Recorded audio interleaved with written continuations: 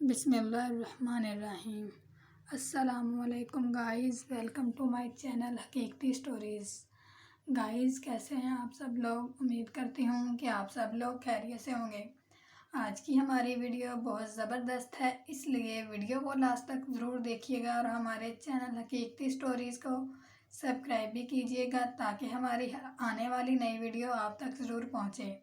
ہم اپنا time waste نہ کرتے ہوئے چلتے ہیں اپنی ویڈیو کی جانب۔ میرا نام امجد شاہ ہے۔ 1953 میں ملتان شہر کی ایک مارکیٹ میں ہماری جوتوں کی دکان تھی۔ خاندان مالی طور پر خوشحال تھا۔ دولت جائیداد کی ضرورت سے زیادہ فراوانی تھی۔ گھر میں میرے علاوہ میری چھوٹی بہن اور ایک بھائی تھا۔ میں دونوں سے بڑا تھا، مجھے روکنے ٹوکنے والا کوئی نہیں تھا۔ میرا باپ مذہبی قسم کا انسان تھا۔ میں اکثر ہی ملتان سے مال لینے کے لیے راولپنڈی کے کارخانوں سے آتا۔ یہاں میری عیاشی کا سامان بھی ہوتا تھا۔ میرا ایک دوست یہاں پر میرا سب سے بڑا رازدار تھا۔ میں ایک بار چھوٹی عید کے موقع پر اس کے پاس دکان کے لیے جوتوں کا بڑا آرڈر لے کر گیا۔ سرمد نے حسب معمول میری رات کی رہائش کے لیے اپنے فلیٹ کی چابی دے دی۔ میں نے اسے اپنی ہوس اور شرابی علت کے باعث کہا کہ مجھے دل بہلانے کے لیے کوئی خوبصورت سی لڑکی منگوا دے۔ میں نے کہا سب سے خوبصورت لڑکی ہونی چاہیے، بھلے پیسے زیادہ خرچ ہو جائیں۔ سرمد نے ایک اڈے پر فون کیا، وہاں پر ان سے کہا کہ میرا ایک خاص دوست آیا ہے، اس کے لیے بالکل ایک خوبصورت اور کچی عمر کی لڑکی چاہیے۔ دوسری طرف سے شاعر نائکا نے بہت زیادہ روپے مانگے، جس پر سرمد نے کہا کہ اس کی ڈیمانڈ پوری ہوگی تو اس نے کہا کہ یہ ہے تو پریوں کی پری بھیجوں گی، ایسی لڑکی ہوگی کہ تمہارا دوست خوش ہو جائے گا۔ فون رکھ کر سرمد نے مجھ سے کہا پہلے تم عیاشی کرنا اور پھر درمیانی رات میں دادیش دینے آ جاؤں گا۔ اس نے آمد کا وقت نہیں بتلایا، جاتے جاتے یہ کہہ گیا کہ وہ فلیٹ میں موجود فریج میں شراب رکھ کر جا رہا ہے۔ میں لڑکی کا انتظار کر رہا تھا۔ تھوڑی دیر کے بعد دروازے پر دستک ہوئی۔ میں نے دروازہ کھولا تو ایک سوکھا سا آدمی اپنے ہاتھ میں بیڑی پکڑے کھڑا تھا اور اس کے پیچھے ایک چھوٹے قد کی لڑکی کھڑی تھی۔ اس نے کہا کہ سرکار نئی پری حاضر ہے، یہ آپ کی عارضی دلہن ہے، یہ بڑی نازک ہے، خیال رکھیے گا اس کا۔ میں نے خوش ہو کر اس شخص کو نوٹ تھمائے۔ اس نے کہا کہ وہ صبح 4 بجے آئے گا۔ میں محسوس کر رہا تھا اس کا وجود سر تا پاؤں طرح کانپ رہا تھا۔ پھر وہ اچانک دڑہام سے بیڈ پر گر گئی۔ میں نے کہا گھبراؤ نہیں، میں تمہیں زیادہ پریشان نہیں کروں گا۔ میں نے تو یہ دل روانہ انداز میں کہا، لیکن اس کے چہرے سے چادر ہٹائی تو یہ دیکھ کر میرے پاؤں تلے سے زمین نکل گئی کہ وہ بیچاری تو کچھ زیادہ ہی کم عمر تھی، 13 سال سے زائد نہ تھی۔ ایسا لگ رہا تھا کہ اس نے ابھی جوانی کی دہلیز میں ٹھیک سے قدم بھی نہیں رکھا۔ اس کا دل بری طرح دھڑک رہا تھا۔ میں نے پانی کے چند چھینٹے اس کی آنکھوں پر ڈالے۔ اس کے گورے معصوم چہرے پر بہتے ہوئے آنسوؤں کی لکیریں صاف محسوس کی جا سکتی تھیں۔ میں نے اسے مقبولی لہجے میں پوچھا رو کیوں رہی ہو؟ میرے اس سوال پر اس نے بچوں کی طرح مزید رونا شروع کر دیا۔ میں دل ہی دل میں اس نائکا کو کوسنے لگا کہ یہ اس نے میرے ساتھ کیا دھوکہ کیا ہے، مجھے ٹھیک ٹھاک پیسے لے گیا اور ایک لڑکی کی بجائے بچی بھیج دی۔ میں غصے میں بڑبڑاتے ہوئے خود سے کہنے لگا میں اس نائکا کو چھوڑوں گا نہیں۔ پھر اس بچی کو زور زور سے ڈانٹنا شروع کر دیا۔ میں نے کہا چپ کر جاؤ، یہ نہ ہو کہ ساتھ والے فلیٹ میں کوئی تمہاری آوازیں سن لے۔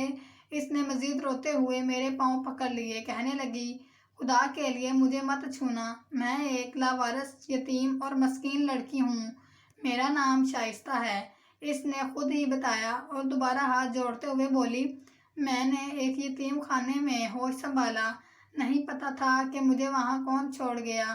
میں ایک زلزلہ زدہ علاقے سے لائی گئی تھی۔ ان لوگوں نے کہا تھا کہ یہ مجھے اپنے گھر بیٹی بنا کر رکھیں گے، مگر بعد میں مجھے نائکا کے ہاتھ بیچ دیا۔ میں بہت شریف گھرانے کی لڑکی ہوں۔ اس نے ایک بار پھر گڑ گڑا کر مجھ سے ہاتھ جوڑ کر کہا خدا کے واسطے انکل مجھ پر رحم کرو، میں آپ کی بہن بیٹی جیسی ہوں، مجھے جذباتی کرنے کی کوشش نہ کرو اور خود کو میری بہن بیٹیوں سے مت جوڑو، لیکن وہ رو رہی تھی اور مجھ سے التجا کر رہی تھی۔ اس کی معصومیت اور بے بسی پر ترس آ رہا تھا۔ میں نے اس کے بازو پر ٹیکے کے نشان دیکھے تو اس نے کہا کہ نائلہ آنٹی کہتی تھی کہ تو کمزور ہو گئی ہے، مجھے طاقت کے ٹیکے لگواتی ہے، جبکہ یہ نشے کے ٹیکے تھے۔ انکل مجھے تو لگتا ہے کہ میرا ذہن اب کام نہیں کرتا، لڑکی نے معصومیت سے کہا۔ جب میں آپ کے پاس لائی گئی تھی تو میرے بازو پر 2 ٹیکے لگائے گئے تھے۔ شکر ہے کہ میں نے کم شراب پی رکھی تھی، سوچنے سمجھنے کی صلاحیت ابھی باقی تھی۔ میں نے سوچا کہ اگر میں اس لڑکی کو بھگا دوں تو یہ کہاں جائے گی، میں نے تو کوئی اور شیطان کامیاب ہو جائے گا، اور دوسرے دن جب سرمد کو پتہ چلے گا کہ میں نے اسے ترس کھا کر چھوڑ دیا اور اس کے گنڈے میرا کیا حال کریں گے، پھر سرمد کے لیے کتنی مشکل پیدا ہوگی۔ میں یہ سوچ رہا تھا اور وہ میرے پاؤں میں پڑ گئی۔ انکل مجھے چھوڑ دیں، آپ کو مجھ سے کیا ملے گا؟ میں نے اسے بری طرح جھنجھوڑ ڈالا۔ چپ کر جاؤ خدا کے لیے۔ پھر کچھ دیر سوچنے کے بعد کہا، سچی بات ہے، میں تجھے یہاں سے بھگا نہیں سکتا، بس چپ کر جا۔ خبردار، جو تو نے اپنی زبان سے مزید کوئی لفظ نکالا وہ سہم گئی۔ میں نے سوچتے سوچتے اپنا سر پکڑ لیا۔ ذہن میں سوچنے کیسے لگا کہ اگر اسے بھگاؤں گا تو خود پھنسوں گا، پھر سرمد کو کیا جواب دوں گا، اور وہ گنڈے ہمارے ساتھ نہ جانے کیا سلوک کریں گے۔ میں نے گھڑی کی طرف دیکھا۔ اسے یقین ہو چلا تھا کہ اس کی التجائے رونا دھونا ایسے ہی ہے جیسے دیوار پر سر مارنا۔ میں نے دل و دماغ دونوں کی دلائل سننے کے بعد عقل کی بات مانتے ہوئے اس کے حق میں فیصلہ دے دیا کہ میں نے کہا تم فٹافٹ یہاں سے بھاگ جاؤ، جہاں تمہارا دل کرے بھاگ جاؤ۔ وہ چپ چاپ وہیں کھڑی رہی۔ جاؤ، اب کھڑی کیوں ہو؟ لیکن میں جاؤں گی کہاں؟ مجھے اپنے ساتھ لے چلو، اس نے کہا۔ میں تمہیں کہاں لے کر جاؤں؟ تم نے مجھے ایک بہن کہا ہے، عزت سے زندگی گزارنے کا ایک موقع دیا ہے، میں کیسے اپنے بھائی کو خطرے میں چھوڑ کر چلی جاؤں؟ میں نے اس کے منہ پر تھپڑ مارتے ہوئے کہا، اس سے پہلے کہ میرے اندر کا سویا ہوا شیطان جاگ جائے، یہاں سے بھاگ جاؤ۔ میں کیا کہہ رہا ہوں اور تم نہیں جا رہی؟ بھائی، میں نے فیصلہ کیا ہے، زہر کھا کر مر جاؤں گی یا نائلہ آنٹی کے پاس چلی جاؤں گی تاکہ تمہاری ذات کو کوئی نقصان نہ پہنچے، اس نے جذباتی لہجے میں کہا۔ میں نے کہا، ایسی باتیں مت کرو، سرمد کسی بھی لمحے آ سکتا ہے، اگر وہ آ گیا تو پھر میں تمہاری مدد نہیں کر پاؤں گا، چلی جاؤ یہاں سے۔ میرے بار بار اصرار کرنے پر وہ جانے کے لیے آمادہ ہو گئی۔ میں نے کہا، میں تمہیں اس اندھیری رات کے حوالے کرتا ہوں، وہ ضرور تم مظلوم پر رحم کرے گا۔ اس وقت نہ جانے کون سی روحانی طاقت مجھ گناہگار کو اس نیکی کرنے پر مجبور کر رہی تھی۔ یہ کہہ کر وہ مجھ سے لپٹ کر رونے لگی، بولی کہ میں تمہارا یہ احسان زندگی بھر نہیں بھول سکوں گی۔ بھائی، میرے سر پر بہن سمجھ کر اپنا ہاتھ پھیر دو۔ میں نے کہا، میں ایسا نہیں کر سکتا، میں تم سے ہوس کی آگ بجھانا چاہتا تھا۔ میں ایک بدکردار گناہ گار انسان ہوں، خود کو اس قابل نہیں سمجھتا کہ تجھے بہن کہہ کر تیرے سر پر ہاتھ پھیروں۔ میرا ضمیر مجھے ملامت کر رہا ہے۔ میں نے اس کے ہاتھ پر 20 روپے رکھے۔ جلدی سے چلی جاؤ یہاں، روشنی نظر آئی، اس راستے چلی جانا۔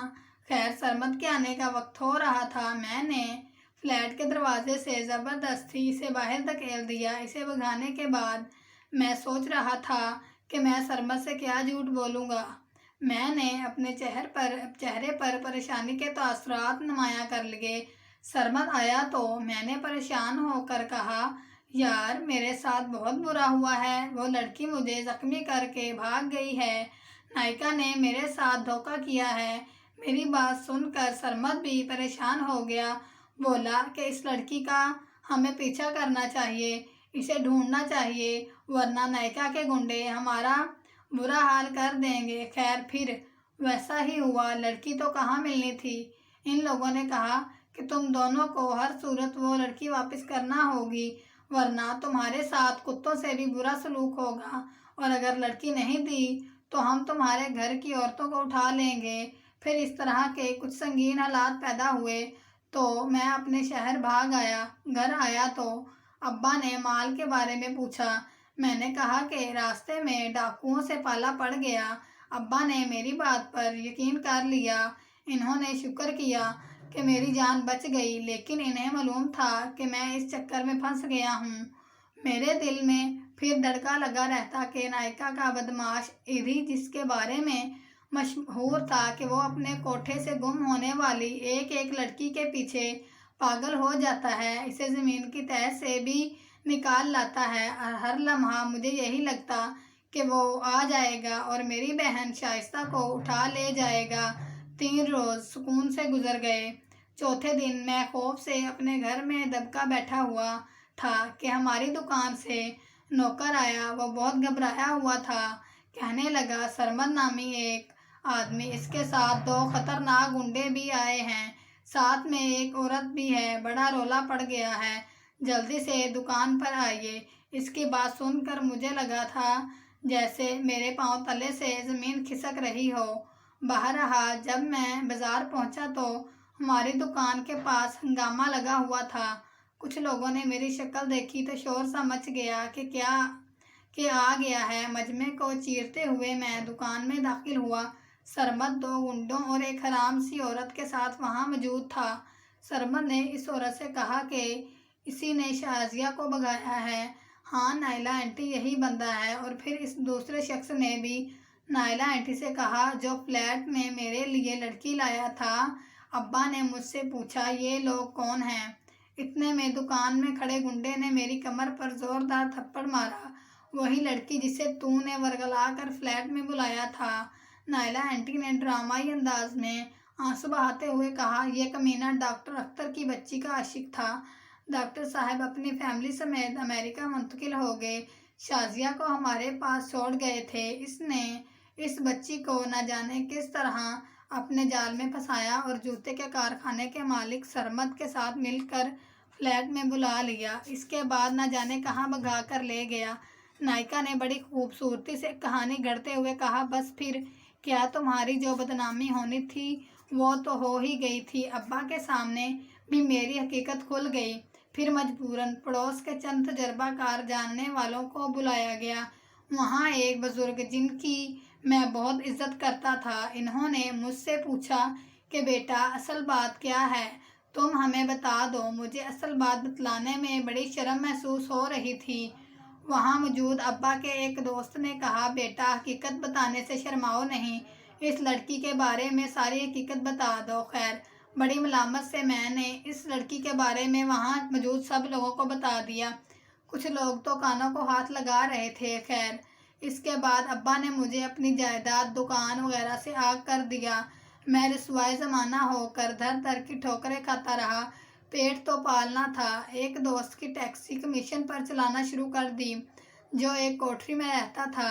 وقت اپنی مخصوص رفتار سے گزر رہا تھا۔ جب میں 50 سال کا ہو گیا، اتفاق سے ایک روز میں ملتان شہر کے علاقے میں اپنی ٹیکسی میں بیٹھا سواریوں کا انتظار کر رہا تھا کہ میرے پاس ایک بوڑھا شخص آیا۔ اس نے کہا، مجھے ایئرپورٹ جانا ہے۔ تھوڑی دیر کے بعد اس کے ساتھ میں ایک لڑکی بھی آ گئی۔ یہ بڑی ہی خوبصورت اور ماڈرن لڑکی تھی، جبکہ اس کے پیچھے ایک بڑھیا بھی تھی۔ کوٹھی کے 2-3 ملازم لڑکے بھی نظر آ رہے تھے۔ لڑکی نے سب کو دعا سلام کے بعد خدا حافظ کہا۔ بڑھیا نے اس کے سر پر ہاتھ پھیر کر کہا کہ لندن پہنچتے ہی فون کر دینا۔ میں نے شیشے میں لڑکی کو دیکھا تو وہ مجھے آنکھیں پھاڑ پھاڑ کر دیکھ رہی تھی، شاید مجھے پہچاننے کی کوشش کر رہی تھی، جبکہ میرے بوڑھے ذہن میں ایک خوابیدہ سی ماضی کی یاد جاگنے کی کوشش کر رہی تھی۔ اسے کہیں دیکھا ہے۔ میرے ذہن میں خیال آیا، یہ کون ہو سکتی ہے اور یہ مجھے کیوں دیکھ رہی ہے؟ تب اچانک میرے ذہن میں دھماکہ سا ہوا کہ یہ تو وہی لڑکی ہے، شازیہ، مگر یہ اس مقام تک کیسے پہنچی؟ مجھے اسے دیکھ کر خوشی بھی ہوئی اور حیرت بھی۔ میں نے مسکراتے ہوئے اسے دیکھا۔ انکل، آپ زمانے میں جوتوں کا کاروبار کرتے تھے نا؟ ہاں ہاں شازیہ، تم انکل کو جانتی ہو؟ یہ تمہارے کیسے جان پہچان والے ہیں؟ اس کے ساتھ بیٹھے بوڑھے نے کہا، جی وہ ایک دفعہ میں نے اور سدرا نے ان کی دکان سے جوتے خریدے تھے۔ لڑکی نے کہا اور پھر اپنے ہونٹوں پر انگلی رکھ کر اشارہ کیا جیسے کہہ رہی ہو کہ ان بزرگ کو کچھ نہ بتانا۔